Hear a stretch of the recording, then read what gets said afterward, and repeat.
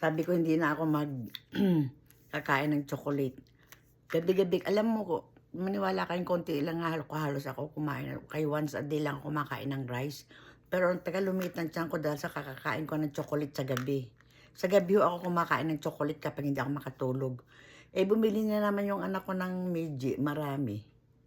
O, kumupit ako ng isa pero hindi ko siya biglang kinakain ng marami ha. Patikim-tikim lang.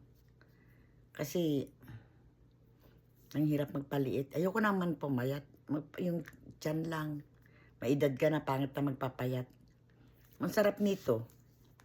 Pag mga Meiji, mga gawang Japan na mga chocolate, ang sarap. Ang ano niya, ang pinaka-strawberry niya, parang jelly sa loob. Parang gummy, ayan nyo. Ang sarap.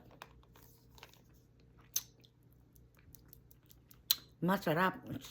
Taste good. Patatlo-tatlo lang ang tikim.